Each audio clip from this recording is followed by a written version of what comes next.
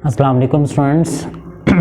आज हम accounting first year की अकाउंटिंग जो है उसको स्टार्ट कर रहे हैं। इसका बेटा जो पहला चैप्टर है अकाउंटिंग का, इसमें बेसिकली सिर्फ थ्योरी के टाइप के क्वेश्चन हैं, यानी न्यूमेरिकल नहीं है, सिर्फ डेफिनेशंस वगैरह हैं, वो बुक के एंड पे गिवन है, वो मैं आपको साथ साथ इंशाल्लाह लेक्चर्स में बताता रहूँगा। वो डेफिनेशंस हम याद करेंगे क्योंकि बोर्ड के पेपर में 20 मार्क्स की जो है वो डेफिनेशंस आनी है आप लोगों को, ठीक है जी। तो यहाँ से आपको पूरे जो पहरे दिए गए हैं इनको याद करने की जरूरत नहीं। चैप्टर नंबर 2 स्टार्ट कर रहा हूँ, पेज नंबर 27 है बुक अकाउंटिंग की। उसमें बेटा पहली डेफिनेशन है व्हाट इज एन इवेंट, बल्कि इवेंट से ऊपर एक डेफिनेशन लिखिए, a business event which can be measured in terms of money and which must be recorded in a book of account. उसको बुक्स ऑफ अकाउंट में record किया जाता है। इस कॉल्ड ट्रांजैक्शन, एक वर्ड है ट्रांजैक्शन।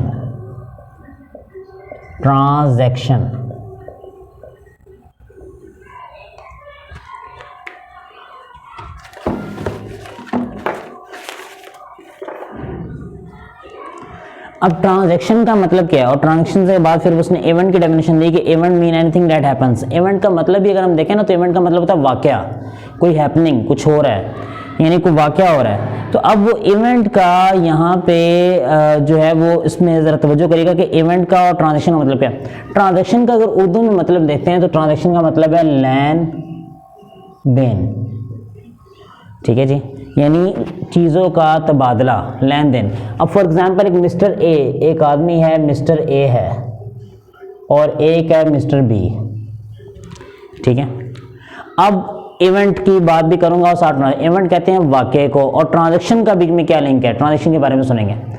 अब इवेंट जो है वो दो तरह के होंगे, एक होगा नॉन मॉनिटरी इवेंट और एक होगा मॉनिटरी इवेंट। उसी को लेके फिर आगे ट्रांजैक्शन के बारे में बात करता हूँ। अब मिस्टर ए ने मिस्टर बी से कोई चीज़ परचेज की है, कोई गुड्स खरीदी है, गुड्स परचेज की हैं। अब मिस्टर बी के पास गुड्स थी, वो उसने मिस्टर ए को दे देगा गुड्स, और मिस्टर ए उसके बदले में क्या करेगा, उसको पैसे दे देगा, उसको कैश में या क्रेडिट। ये भी बात मैं भी करूंगा अभी आपके सामने, इसको भी बयान करूंगा कि कैश और क्रेडिट क्या है। यानी जब भी किसी चीज़ का तबादला होगा पैसे के लिहाज से, यानी पैसा, अब मिसाल आप दुकान पे शॉप पे गए हैं, आपने कुछ पैसे पे किए और कोई चीज़ खरीद ली, कोई बिस्किट का पैकेट लिया और पैसे लिए। अब आपने 40 या 50 रुपीज़ पे किए दुकानदार को और उसने आपको बिस्किट का पैकेट दिया। अब वो जो बिस्किट का पैकेट था वो दुकानदार की प्रॉपर्टी थी, उसने वो प्रॉपर्टी आपको मुंतकिल कर दी, ठीक है, ये एक इवेंट हुआ, और आपने उसको पैसे मुंतकिल कर दिए, तो ये लेन देन हुआ, इसको ट्रांजैक्शन कहते हैं। और जो मॉनिटरी ट्रांजैक्शन जिसमें पैसा इन्वॉल्व है, इसमें पैसा शामिल है, इसमें पैसा शामिल है, पैसा शामिल हो रहा है, यानी पैसा इसमें लग रहा है, पैसे का तबादला हो रहा है, तो ये मॉनिटरी इवेंट है, इसको कहते हैं मॉनिटरी इवेंट। Monetary event. अब एक ज़हन में सवाल आएगा कि नॉन मॉनिटरी इवेंट क्या होता है। नॉन मॉनिटरी इवेंट, इन दोनों में फ़र्क क्या है, मॉनिटरी इवेंट में और नॉन मॉनिटरी इवेंट में, दोनों में बेसिकली फ़र्क क्या है, क्या फ़र्क दिया गया, इसके बारे में बेटा सुनेंगे समझेंगे। कि मॉनिटरी इवेंट में मैंने आपको बताया ना कि आपने पैसों, जैसे मिसाल एग्जांपल देता हूँ, मैं बच्चों को पढ़ाता हूँ तो मैं बच्चों से फीस लेता हूँ, यानी उनसे पैसे लिए मैंने, तो सर्विसेज पे की, उनके पैसे मैंने उनसे ले लिए, यानी उनसे मैंने उसकी फ़ीस वसूल की, तो ये है मॉनिटरी इवेंट। एक डॉक्टर के पास गए आपने, डॉक्टर ने आपको दवाई लिख के दी, मेडिसिन लिख के दी, कुछ मेडिसिन उसने पास से दिए, आपने उसको पैसे पे किए हैं, तो ये है monetary event. Non monetary event क्या है, नॉन मॉनिटरी इवेंट ये है कि मैंने अपने बच्चों को पढ़ाया, अब मैंने उससे फ़ीस तो नहीं ली, ठीक है, मैंने कोई ऐसी खिदमत की, यानी दुकानदार है, उसने अपने घर कोई मेहमान आए तो उसने एक बोतल जो है वो अपने फ्रिज से निकाल के अपने मेहमानों के लिए घर में बोतल भेज दी। अब उस पर उसने पैसे नहीं लिए, ठीक है, क्योंकि अपने घर चीज़ अपने यूज़ में लेके आया, तो ये है नॉन मॉनिटरी इवेंट। अकाउंटिंग को लैंग्वेज ऑफ बिजनेस कहते हैं, तो अकाउंटिंग में सिर्फ वही ट्रांजेक्शन नोट होएगी जो मॉनिटरी होएगी, मॉनिटरी ट्रांजेक्शन, मॉनिटरी इवेंट को नोट करेंगे, नॉन मॉनिटरी इवेंट को नोट नहीं करेंगे।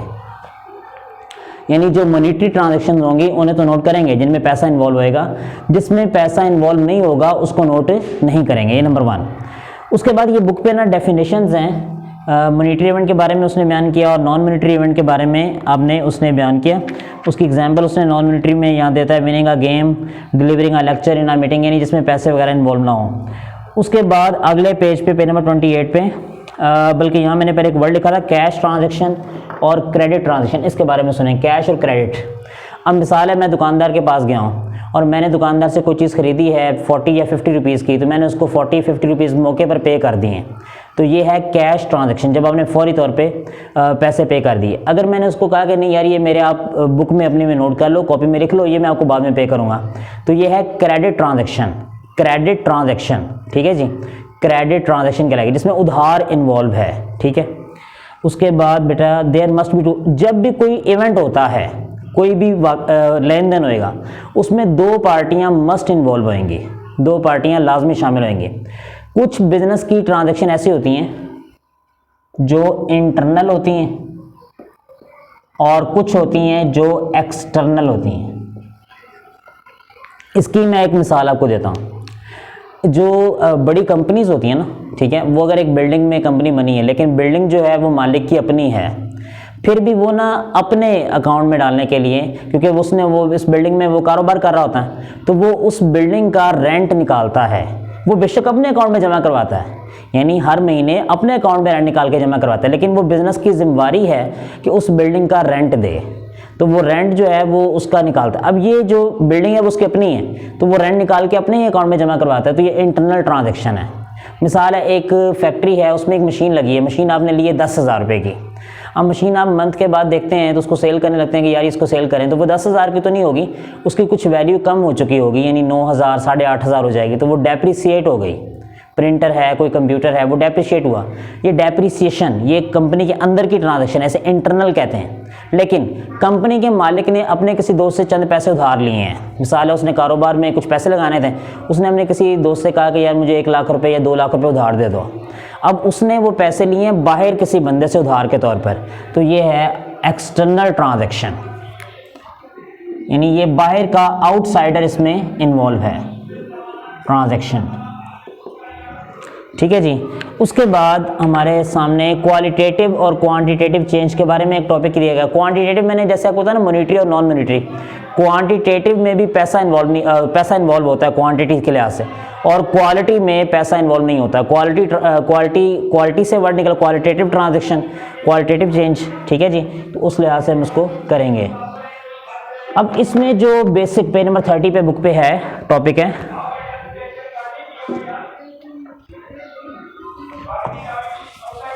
अब यहाँ पे थोड़ी सी बात को ज़रा समझेंगे, तवज्जो करिएगा। एक वर्ड हम बड़ा कॉमन सुनेंगे बार बार, एसेट्स। इसको उर्दू में कहते हैं असासाजात, असासे। एसेट्स है क्या? ये लैंड हो सकती है, कोई बिल्डिंग हो सकती है, कोई मशीनरी हो सकती है, मशीन हो सकती है, आपका मोबाइल हो सकता है, गाड़ी हो सकती है, व्हीकल हो सकती है, यानी कोई भी ऐसी चीज़ जो कारोबार को फ़ायदा दे रही है, कारोबार में उससे फ़ायदा हो रहा है, ठीक है, जो उसकी कारोबार की मलकियत है, प्रॉपर्टी है, वो हमारा एसेट्स कहलाते हैं, ठीक है जी। और मालिक जो कारोबार में पैसे लगाता है, जो कारोबार का ऑनर होता है, जो कारोबार का मालिक होता है, वो कारोबार में जो पैसे लगाता है उसे कैपिटल कहते हैं। ये चंद एक बातें हमने आज ज़रूर अपने ज़हन नशीन करनी।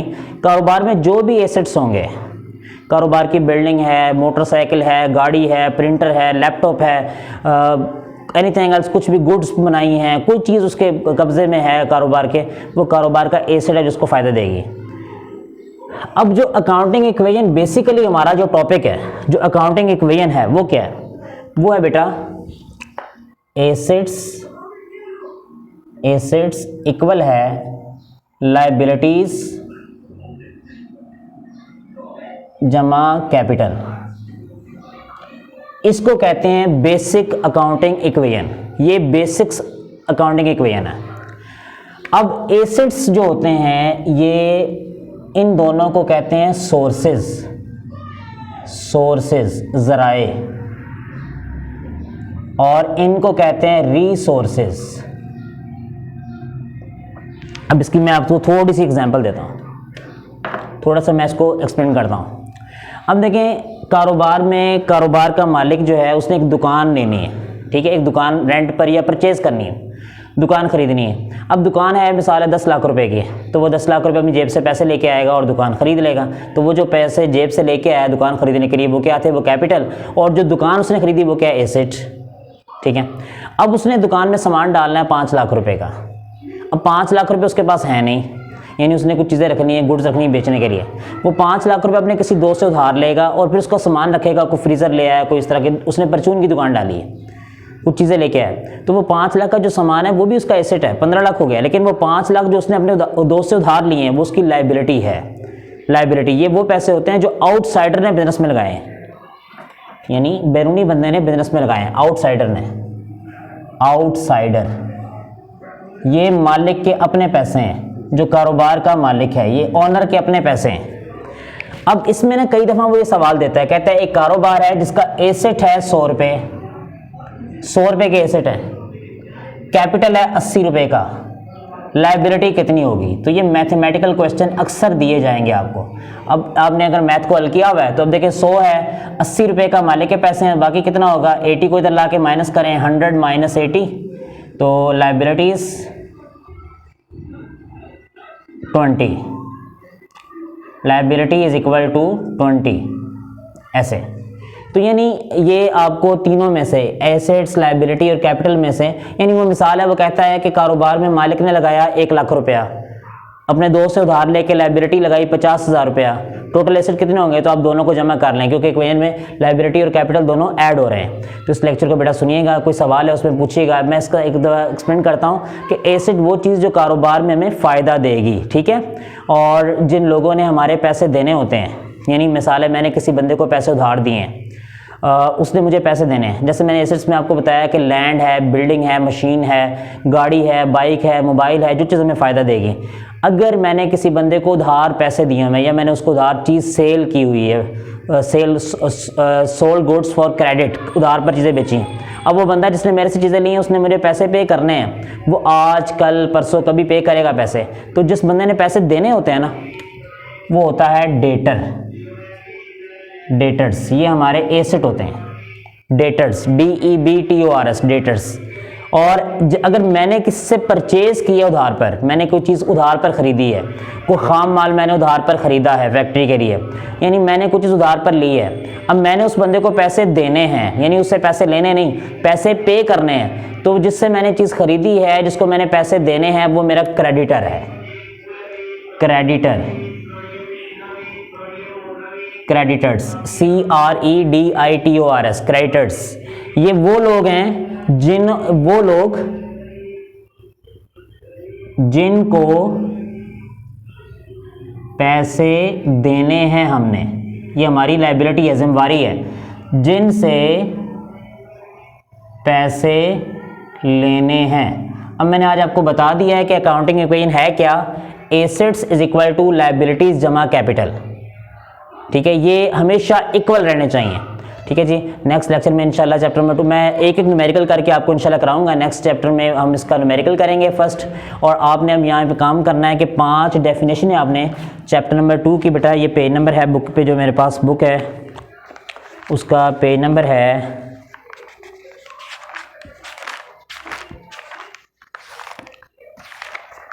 बेटा 525।